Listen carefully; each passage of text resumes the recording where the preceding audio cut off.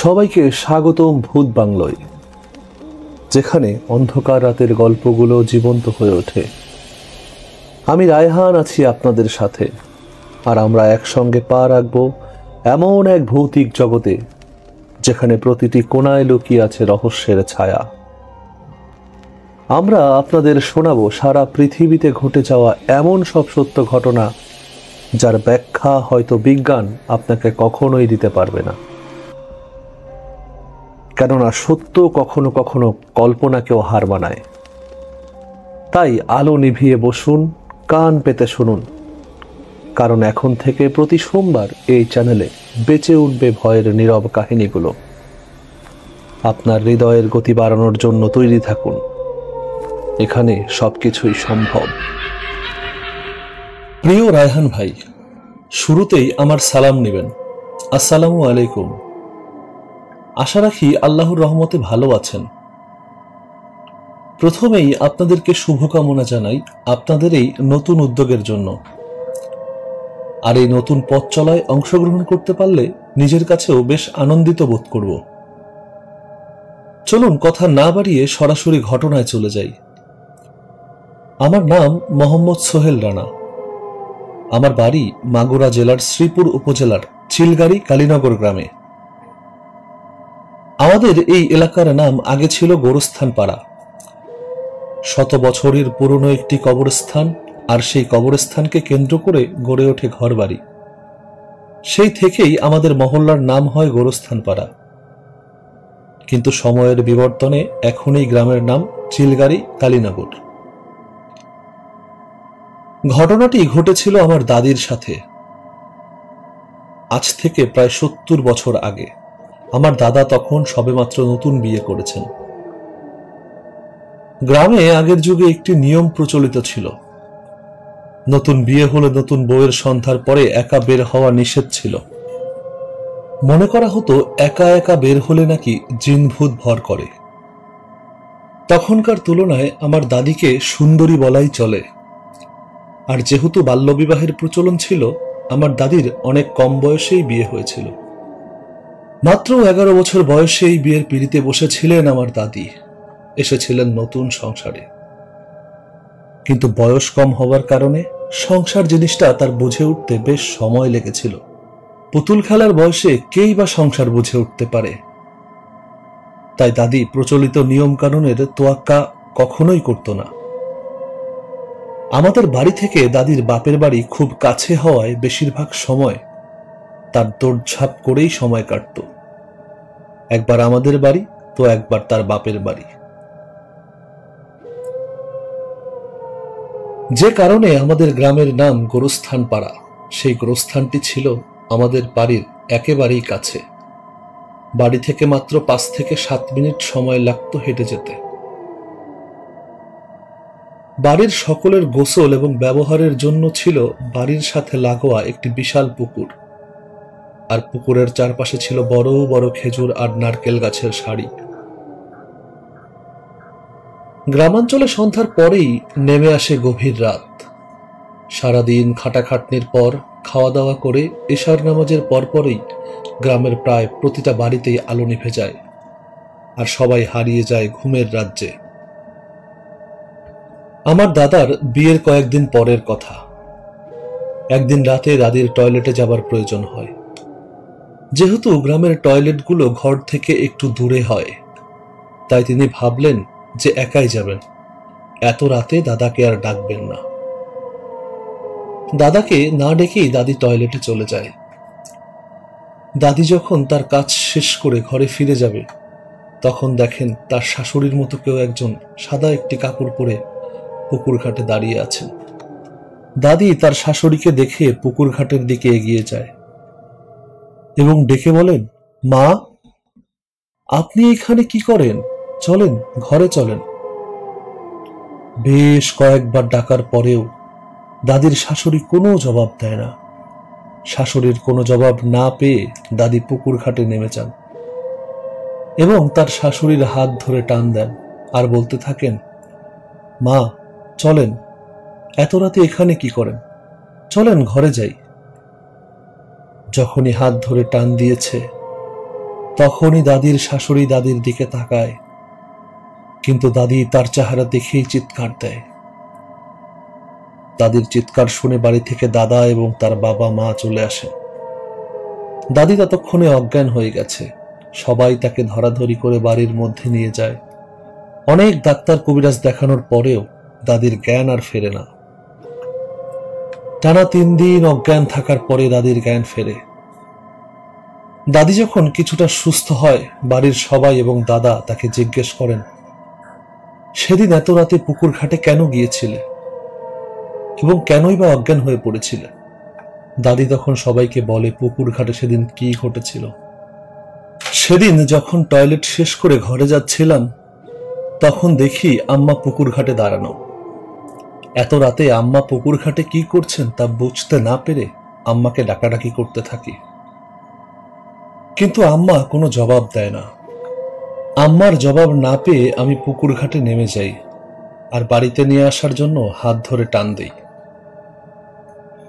দূর থেকে আমি যাকে আমার শাশুড়ি মনে করে ঘরে নিয়ে যেতে এসেছিলাম, সে আমার দিকে ঘুরে তাকাতেই দেখি সাদা কাপড়ের ভেতর থাকা মুখটাতে কোনো মাংস নেই, আর যে হাতটা ধরে রেখেছি সেটাও আসলে কোনো রক্তে মাংসের হাত নয়, কেবলমাত্র হাড়, অর্থাৎ একটা কঙ্কাল। আর সেই কঙ্কালের চোখের কোটরে রক্তের মতো জল করছে 2টা লাল বিন্দু, সাক্ষাৎ যেন নরক থেকে আসা কোনো শয়তান। আমার হাতটা তার হাতের মধ্যে নিয়ে ভয়ঙ্কর হাসিতে ফেটে পড়ে মনে হচ্ছিল এখনই আমাকে খুবলে খাবে। আমি মনে মনে আয়তাল কুরসি পড়ার চেষ্টা করি, কিন্তু কোনোভাবেই মনে করতে পারছিলাম না। তাই দিক বিদিক জ্ঞান শূন্য হয়ে চিৎকার দেই আর হঠাৎ করেই জ্ঞান হারিয়ে ফেলি। এরপর যখন জ্ঞান ফিরল, তখন তো আমি এখানে। দাদির কাছ থেকে সমস্ত ঘটনা শোনার পর দাদির শাশুড়ি দাদিকে প্রচন্ড রাগারাগি করতে থাকে আর বারবার বলে, তোমাকে না বলেছিলাম কোনো অবস্থাতেই সন্ধ্যার পরে তুমি একা একা বের হবে না। দাদাও দাদিকে খুব রাগারাগি করে, বলে তুমি অন্তত আমাকে তো একবার ডাকবা, এখন যদি কিছু হয়ে যেত। আমি যখন দাদির কাছে ঘটনাটি শুনেছিলাম, ভেবেছিলাম ঘটনাটা হয়তো এখানেই শেষ, কিন্তু ঘটনাটা এখানে শেষ হলো না। এই ঘটনার পর দাদির প্রচন্ড জ্বর হয়, প্রায় 15 থেকে 20 দিনের মতো বিছানায় পড়ে থাকে। এরপর আস্তে আস্তে কিছুটা সুস্থ হয়ে ওঠে। কিন্তু কয়েকদিন যেতে না যেতেই দাদি একটা স্বপ্ন দেখতে শুরু করে। স্বপ্নের মধ্যে সেই অবয়বটি দাদিকে বলে, তোকে আমার অনেক পছন্দ হয়েছে, আমি তোকে আমার কাছে নিয়ে যাব। এই বলে সে অবয়বটি হাসতে থাকে। স্বপ্নের মধ্যেই দাদি প্রচন্ড ভয়ে কুঁকড়ে ওঠে। প্রথম যখন স্বপ্নটি দেখে তখন দাদি বিষয়টিকে তেমন আমলে নেয়নি, কিন্তু একই স্বপ্ন যখন বারবার দেখতে লাগলো, এরপর দাদি স্বপ্নের ব্যাপারটা দাদার সাথে শেয়ার করে। দাদাও বিষয়টিকে তেমন গুরুত্ব না দিয়ে দাদিকে বলে, কিছুদিন আগের ঘটনার জন্য তোমার মনের ওপর অনেক প্রভাব পড়েছে, তাই হয়তো এমন স্বপ্ন দেখছো। এসব নিয়ে ভেবো না, দেখবা সব ঠিক হয়ে গেছে। কিন্তু দাদার টনক নড়ে কিছুদিন পরে।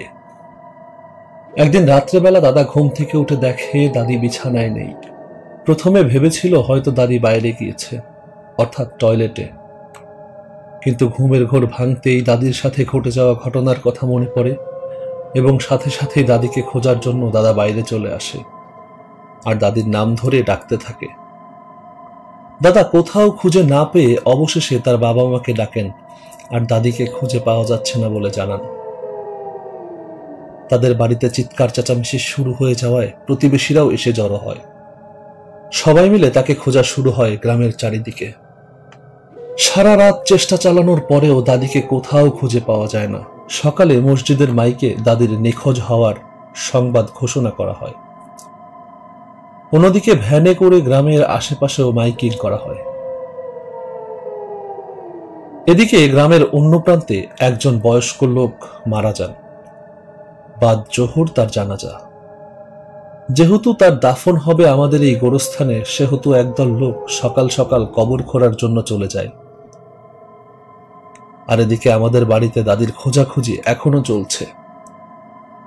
কিছুক্ষণ পর গোরস্থান থেকে দুজন লোক ছুটে আসে আর আমার দাদার নাম ধরে ডাকতে থাকে, বলে, তোর বউকে পাওয়া গেছে, তোর বউকে পাওয়া গেছে।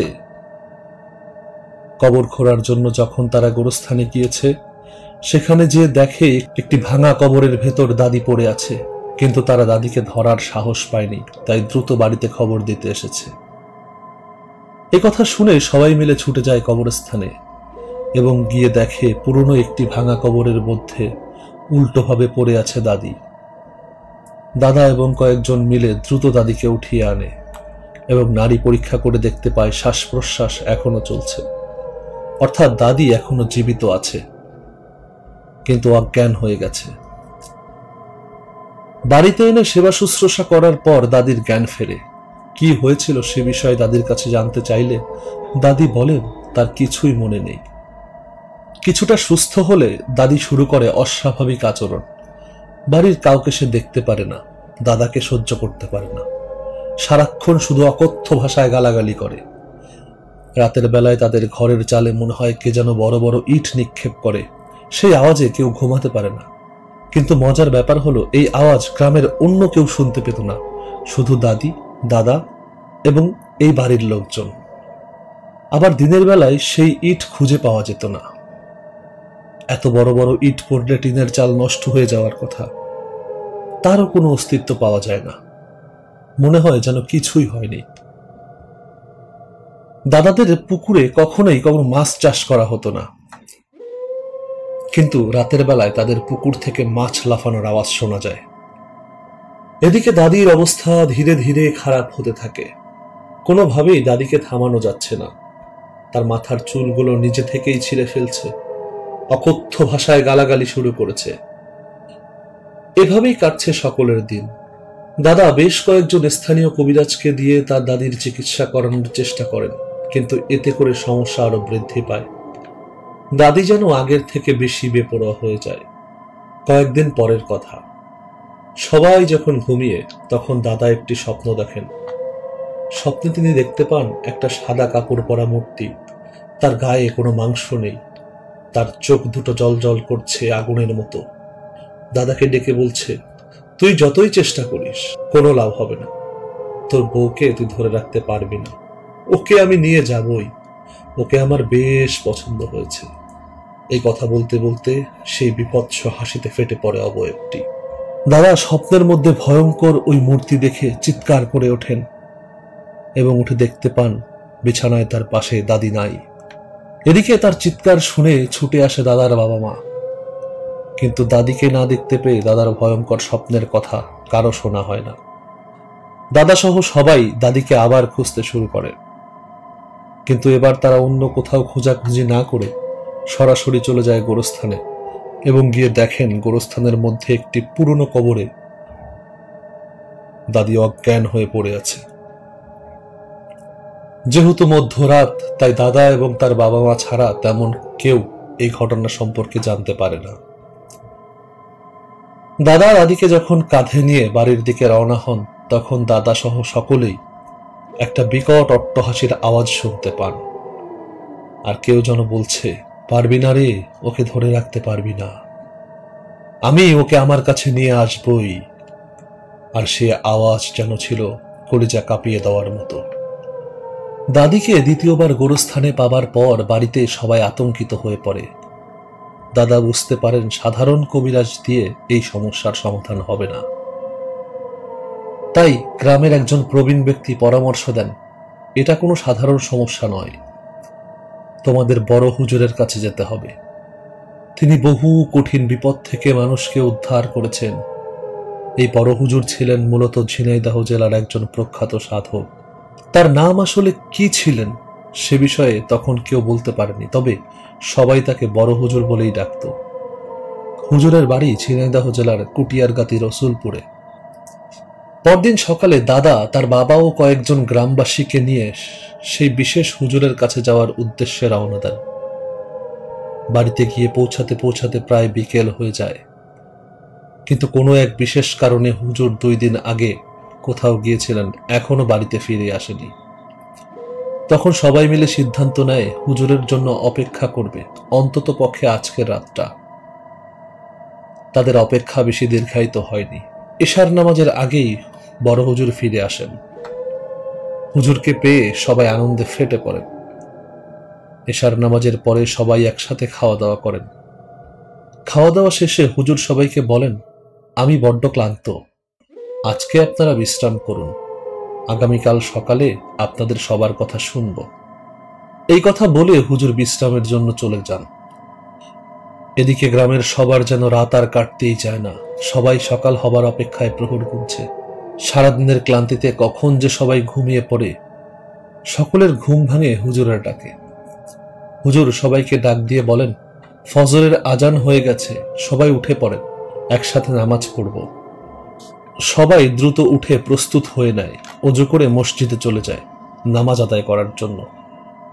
নামাজ শেষ করার পর মসজিদে বসেই হুজুর সবাইকে ডাকেন এবং বলেন, বলুন এত কষ্ট করে আপনারা মাগুরা থেকে কেন আমার কাছে ছুটে এসেছেন? দাদা দাদির সাথে ঘটে যাওয়া সমস্ত ঘটনা একে একে হুজুরকে বলতে থাকেন এবং বলেন, এই সমস্যা থেকে একমাত্র হুজুরই পারবে তাদেরকে সমাধান দিতে, এজন্যই তারা এখানে এসেছে। সব শুনে হুজুর বলেন, আপনারা এখন বাড়ি চলে যান। আমি আগামী পরশুদিন আল্লাহ যদি চান আপনাদের বাড়িতে উপস্থিত হব। আমার সাথে কয়েকজন মেহমানও আসবেন, আপনারা তাদের জন্য কিছু ভালো মন্দ খাবারের আয়োজন করে রাখবেন এবং অবশ্যই খাবারের শেষে বেশি করে মিষ্টি রাখবেন। হুজুরের কথা শুনে সবাই বাড়িতে ফিরে আসেন। হুজুরের জন্য অপেক্ষা করতে থাকেন আর হুজুরের কথা মতো হুজুরের আসার দিন সাধ্য মতো আপ্যায়নের ব্যবস্থা করে রাখেন। 2 দিন পর যেদিন হুজুরের আসার কথা, সারাদিন পার হয়ে গেলেও হুজুর আসেননি। গ্রামের অনেকেই বলেন, এমনটা তো হবার কথা নয়, হুজুর যেহেতু বলেছেন উনি অবশ্যই আসবেন, তোমরা আরো কিছুক্ষণ অপেক্ষা করো। এশার নামাজের কিছুক্ষণ আগে সবাই দেখলেন হুজুর একা তাদের বাড়িতে এসেছেন। তবে যে হুজুর বলেছিলেন তার সাথে কিছু মেহমান আসবেন। যাই হোক, দাদা তখন হুজুরকে পেয়েই সন্তুষ্ট। হুজুর আসার সাথে সাথে হাত মুখ ধোয়ার ব্যবস্থা করে দেন। হুজুর বলেন, আমি এখন এশার নামাজ আদায় করব, নামাজ শেষ করে রাতের খাবার খাবো, আমাকে একা একটি ঘরে খাওয়া দাওয়া এবং থাকার ইন্তজাম করে দেন। নামাজ শেষ করে হুজুর দাদাকে বলেন, আপনাদেরকে যে বলেছিলাম আমার সাথে কিছু মেহমান আসবেন, তাদের জন্য খাওয়া দাওয়ার ব্যবস্থা করেছেন? দাদা বললেন, হুজুর ব্যবস্থা তো করেছি, কিন্তু আপনি তো একা এসেছেন, এখন এই খাবারগুলো কি করব? হুজুর দাদাকে বলেন, ঘরে আমি সহ 6 জনের খাবার ব্যবস্থা করেন। হুজুরের কথা শুনে দাদা বেশ অবাক হন। হুজুর একা এসেছেন, আবার 6 জনের জন্য খাবার দিতে বলছেন। বিষয়টি দাদা তেমন ভাবে বুঝতে পারছেন না, কিন্তু দাদা কথা না বাড়িয়ে হুজুরের কথা মতো কাচারি ঘরে খাবারের ব্যবস্থা করেন। এদিকে হুজুর বাড়িতে পাড়া দেওয়ার সাথে সাথেই দাদির পাগলামি আগের থেকে বেশি বেড়ে যায়। দাদি এখন সবাইকে আক্রমণ করতে ছুটে যায় আর অকথ্য ভাষায় হুজুরকে গালাগালি করতে থাকেন। এই অবস্থা দেখে 6-7 জন একসাথে ধরে দাদিকে অন্য ঘরে নিয়ে যায়, কিন্তু দাদির গায়ে এতই শক্তি ছিল যে 6-7 জন মিলেও দাদির সাথে পারছিল না। হুজুর কাচারি ঘরে ঢোকার আগে দাদার হাতে একটি তাবিজ দিয়ে বলেন, তোমার বোনকে যেই ঘরে রেখেছ ওই ঘরের দরজায় এটি ঝুলিয়ে রাখো। আমি যতক্ষণ পর্যন্ত কাচারি ঘরের ভেতর থাকব ততক্ষণ কেউ আমাকে ডাকবে না, আমি নিজে থেকেই বেরিয়ে এসে তোমাদেরকে ডাকব, ততক্ষণ তোমার বউয়ের আর কোনো সমস্যা হবে না। বড় হুজুর এই কথা বলে ঘরে ঢুকে দরজা লাগিয়ে দেয়। প্রায় 1 ঘন্টা পর হুজুর বেরিয়ে আসেন এবং দাদাকে ডাকেন। হুজুর বলেন, ঘর থেকে খাবারের খালি পাত্রগুলো বের করে নিয়ে আসো এবং ঘরটা আবার পরিষ্কার করে দাও, আমি এ ঘরেই তোমার বউয়ের চিকিৎসা করব। দাদা বেশ অবাক হন। যে পরিমাণ খাবার দাদা দিয়েছিলেন, কম করে হলেও 8 থেকে 10 জন মানুষ তা খেতে পারবেন, কিন্তু একটা দানা খাবারও নেই। আর হুজুর তো মাত্র একা। দাদা কিছু বললেন না, কেবল অবাক হলেন আর হুজুরের আদেশের পালন করতে লাগলেন। হুজুরের কথা মতো ঘর গোছানোর পরে হুজুরকে জানালেন। ঘরে ঢোকার সময় হুজুর দাদাকে শুধু একটা কথাই বললেন, এটি সাধারণ জিন বা ভূতের কাজ নয়, এটি এক প্রকার পিশাচ শক্তি বা ভয়ঙ্কর বদ জিন। যা মৃত আত্মার শক্তির সাথে যুক্ত। তোমার স্ত্রীকে এটি বশে নিতে চাচ্ছে। আমরা দ্রুত ব্যবস্থা না নিলে এটি তাকে গ্রাস করে নেবে। আমি এখন ঘরে ঢুকে 4 রাকাত নফল নামাজ পড়ব। তুমি এর মধ্যে কাঁথা সেলাই করা কালো সুতো আর কয়েক কেজি লবণ জোগাড় করো। এই বলে হুজুর নফল নামাজ আদায়ের জন্য ঘরে ঢুকে যান এবং দরজা বন্ধ করে দেন। হুজুর নামাজের জন্য ঘরে ঢুকে যাওয়ার পর দাদা কালো সুতো এবং লবণ জোগাড় করতে থাকেন। কাঁথা সেলাই করার কালো সুতো ঘরেই ছিল। কেবল লবণ কেনার জন্য একজনকে বাজারে যেতে বললেন আর 5 কেজি লবণ কিনে নিয়ে আসতে বললেন। এদিকে হুজুরের নামাজ শেষ হলো প্রায় 40 মিনিট পর। হুজুর নামাজ শেষ করে দাদাকে বললেন, তোমাদের বাড়ির আশেপাশের সবাইকে সতর্ক করবে, আজকে রাতে আমি না বলা পর্যন্ত কেউ যেন ঘরের বাইরে না যায়। লবণ আর কালো সুতোতে কিছু একটা পরে ফু দেন এবং জায়নামাজের উপর রাখা পাত্র থেকে কিছুটা পানি নিয়ে কালো সুতো আর লবণের উপর ছিটিয়ে দেন।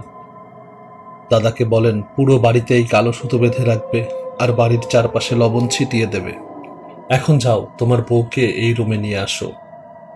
আর এই ঘরের ভেতর কেবল তুমি, তোমার বাবা মা, তোমার বউ আর আমি থাকব। বাকি কেউ সেখানে থাকতে পারবে না। হুজুর দাদিকে নিয়ে আসার নির্দেশ দিলেন, কিন্তু অনেক চেষ্টা করেও দাদিকে হুজুরের রুমে আনা গেল না। দাদা এসে হুজুরকে সব জানালেন। হুজুর তখন দাদাকে বললেন, তোমাকে যে তাবিজখানা দিয়েছিলাম ওইটা তোমার বউয়ের হাতে বেঁধে দিবে এবং বলবে এখানে আসার জন্য, তাহলেই চলে আসবে। হুজুরের কথা মতো দাদা হুজুরের তাবিজখানা ঘর থেকে খুলে দাদির হাতে বেঁধে দেন এবং বলেন, হুজুর তোমাকে ওই ঘরে যেতে বলেছেন। এবার দাদিকে নিতে তেমন কষ্ট হলো না। দাদিকে নিয়ে হুজুরের সামনে বসালেন। শুরু হলো হুজুরের রুকিয়ার কাজ। প্রথমে কোনো পরিবর্তন না ঘটলেও কিছু সময় পর অদ্ভুত এক অশুভ অনুভূতি বাড়তে থাকে। হুজুর বলেন, এই পিশাচটি অনেক শক্তিশালী, এর সঙ্গে মুশকিল হবে, তবুও আমরা চেষ্টা করব, কিন্তু কোনো কিছু না হলে আমাদের আরেকটি পথ অনুসরণ করতে হবে। হুজুর একদিকে রুকিয়ে পড়ছেন, অন্যদিকে সবাই দেখতে পান দাদির চোখে এক ধরনের ভয়ঙ্কর আলো জ্বলে উঠেছে। হঠাৎ সকলে অনুভব করেন দাদির শরীর থেকে এক ধরনের অদৃশ্য শক্তি তাকে আক্রমণ করতে শুরু করেছে। এই শক্তি শুধু তার শরীরে নয়, তার চারপাশের বাতাসও ভারী করে তুলেছে, যেন আকাশের সমস্ত অন্ধকার একত্রিত হয়ে তার উপর চাপিয়ে দেওয়া হয়েছে। আর সেই অন্ধকারের মধ্যে জ্বলছে একটা প্রদীপ। দাদির মুখে অস্বাভাবিক হাসি ফুটে ওঠে এবং তার শরীর আরো সংকুচিত হয়ে যায়। তিনি কথা বলতে শুরু করেন, তোরা আমাকে থামাতে এসেছিস? তোরা আমাকে থামাতে পারবি না, আমি ওকে নিয়ে যাবই। এই কথা বলে বিশ্রীভাবে হেসে ওঠে। সেই হাসি এতই ভয়ঙ্কর ছিল যে উপস্থিত সবার বুকের মধ্যে এক অদৃশ্য চাপ অনুভূত হচ্ছিল। ঘটনার এই আকস্মিকতা সহ্য করতে না পেরে এবং দাদির এই ভয়াল রূপ দেখে দাদার মা সেখানেই জ্ঞান হারিয়ে ফেলেন। দাদা এবং দাদার বাবা তার মাকে যখন ধরতে যাবেন, এমন সময় হুজুর বাধা দিয়ে বলেন, ওনাকে এভাবেই থাকতে দাও, সমস্যা নেই। হুজুরের আশেপাশে একটি অদৃশ্য শক্তির উপস্থিতি অনুভূত হচ্ছিল, যা বিভৎস পিশাচ শক্তির বিপরীতে দাঁড়িয়েছিল। হুজুরের সামনে বসে থাকা দাদি, তার মুখে ছিল এক ভয়ঙ্কর হাসি। হুজুর তার এক হাতে তাবিজ নিয়ে দাদির সামনে বসে রুকিয়া পড়তে শুরু করেন। রুকিয়া পড়ার শব্দ পুরো ঘরটিকে ভরিয়ে দেয় এবং অদৃশ্য এক চাপের সৃষ্টি হয়। কিন্তু হুজুর হঠাৎ দেখেন দাদির শরীর ঝাঁকুনি দিয়ে ওঠে এবং ভয়াবহ এক আওয়াজ বের করতে থাকে। দাদির চোখের মনি উল্টো দিকে চলে যায় এবং তার শরীর অসীম গতিতে ঘুরতে শুরু করে। হুজুর একটি বিশেষ দোয়ায় মগ্ন হয়ে পড়লেন, যা পিশাচ এবং অশুভ শক্তির মোকাবেলায় অত্যন্ত কার্যকরী। হুজুর দোয়া পাঠ করতে করতে তার হাতের মধ্যে একটা অদৃশ্য শক্তি অনুভূত হচ্ছিল। এটি ছিল আল্লাহর রহমতের শক্তি, যা তাকে এই পিশাচ শক্তি থেকে মুক্তি দেওয়ার ক্ষমতা দিচ্ছিল। দোয়া পড়ার সময় হুজুর এক দৃষ্টিতে দাদির দিকে তাকালেন এবং তাকে নিজের শরীরের মধ্যে আল্লাহর উপস্থিতির অনুভূতি দিতে বললেন। দাদি তখন কিছুটা অস্থির হয়ে উঠেছিল। তার চোখে ভয় এবং অস্বাভাবিক রাগ ছিল। হুজুর নির্ধারিত দোয়াটি আওড়াতে থাকলেন। তখন হঠাৎ ঘরের দরজা জানালা প্রচণ্ড শব্দে কাঁপতে শুরু করে, যেন পুরো ঘরটাই ধ্বংস হয়ে যাবে। হুজুর দাদা ও তার বাবাকে বললেন, কোনো অবস্থাতেই ভয় পাবেন না, এই জিনিসটাকে প্রতিরোধ করতেই হবে। কিছুক্ষণ পর দাদি বমি করতে শুরু করেন। বমির সঙ্গে বেরিয়ে আসে কালো এক তরল পদার্থ, যা থেকে প্রচণ্ড দুর্গন্ধ বের হতে থাকে। হুজুর বলেন, এটি ওই পিশাচ শক্তির প্রতিফলন। এরপর হঠাৎ করেই দাদি তীব্র আর্তনাদ করে মাটিতে পড়ে যায়। তখন ঘরের কোণ থেকে এক অদৃশ্য আওয়াজ আসে, আমি যাব না, আমি ওকে ছাড়ব না। কিন্তু হুজুর কোরআনের আরো কিছু আয়াত পড়েন এবং তার সামনে রাখা পাত্র থেকে সারা ঘরে পানি ছিটিয়ে দেন। আর হুজুর বলেন, এই পানির কারণে ওই পিশাচ এই ঘর থেকে আর বের হতে পারবে না। এরপর হুজুর পিতলের একটা বাটিতে নারকেলের ছোবা দিয়ে আগুন জ্বালিয়ে দেন। আগুন জ্বালানোর সাথে সাথে ভয়াবহ চিৎকার ভেসে আসে। হুজুর জোরে জোরে বলতে থাকেন, ওকে ছেড়ে তোর যেতেই হবে, নয়তো আজকেই তোর শেষ দিন। কিন্তু অদৃশ্য পিশাচ বলে, আমি যাব না, আমি ওকে ছাড়ব না। এরপর হুজুর ঘরের আলো হঠাৎ করে নিভিয়ে দেন, আর ঘরের মধ্যে দাদা এবং তার বাবা শুনতে পান ভয়াবহ ধস্তাধস্তির আওয়াজ। মনে হচ্ছিল যেন ঘরের চারপাশ জুড়ে 10 থেকে 12 জন মিলে মারামারি করছে। আর কিছুক্ষণ পর পর সেই পিশাচের অদৃশ্য শব্দ শোনা যাচ্ছে, ছেড়ে দে, আমি ওকে নিয়ে যাব, আমাকে ছেড়ে দে, আমি ওকে নিয়ে যাব, তোরা আমাকে আটকাতে পারবি না। এভাবেই চলে যায় 10 থেকে 15 মিনিট। এরপর এক সময় চারিদিক নিস্তব্ধ হয়ে যায়, কেউ কোনো কথা বলে না। হঠাৎ করে বড় হুজুর মোমবাতি জ্বালিয়ে দেন। বড় হুজুর মন খারাপ করে মলিন মুখে বলেন, তোমার বউকে নিয়ে যাও, সবকিছু ঠিক হয়ে গেছে, আর কোনো সমস্যা হবে না। আমাকে এখন জানাজা পড়তে হবে।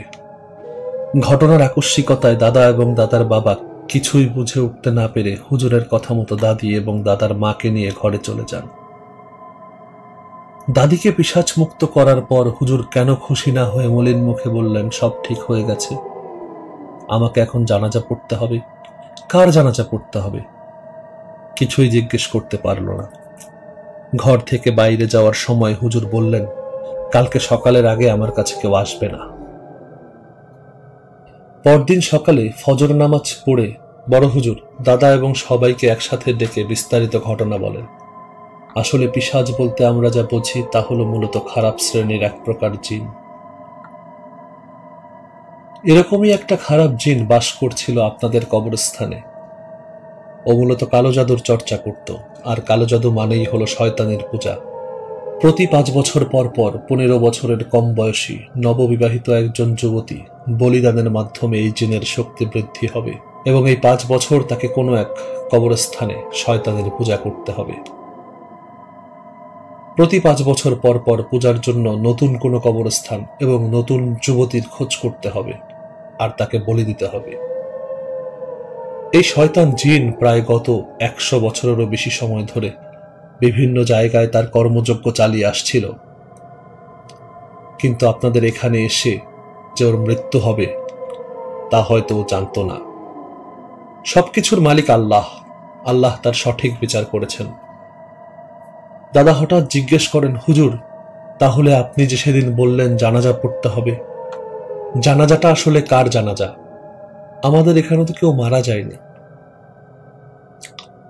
তখন বড় হুজুর মুখটা গম্ভীর করে বলল, সেদিন মারা গিয়েছিল আমার আদরের শোয়েব।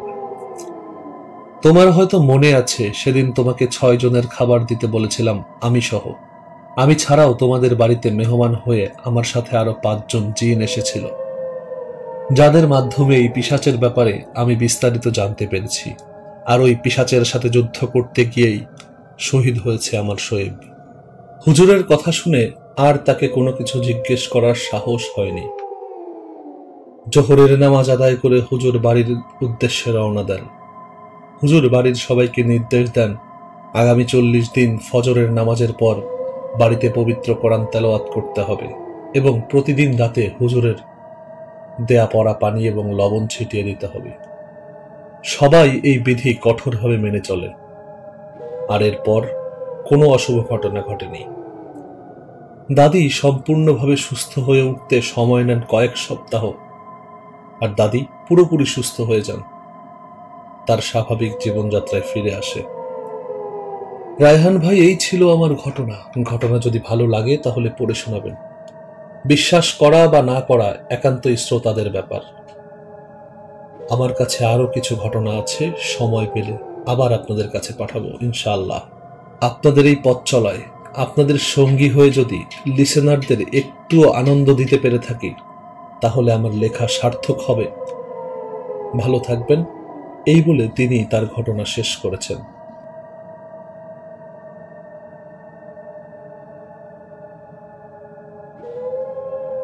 প্রিয় লিসেনার্স, কেমন লাগলো আমাদের আজকের ঘটনাটি সেটা জানাবেন আমাদের কমেন্ট বক্সে। আর কেমন ঘটনা আপনারা বেশি শুনতে চান সেটাও আমাদেরকে জানাবেন। আর আপনাদের কাছে থাকা ঘটনা পাঠাতে আমাদেরকে ইমেইল করুন। আমাদের ইমেল অ্যাড্রেসটি দেয়া থাকবে আমাদের ডেসক্রিপশন বক্সে। আজকের মতো বিদায় নিচ্ছি। ফিরে আসবো আগামী সপ্তাহে নতুন কোনো ঘটনা নিয়ে। ততক্ষণ পর্যন্ত সবাই ভালো থাকবেন, সুস্থ থাকবেন।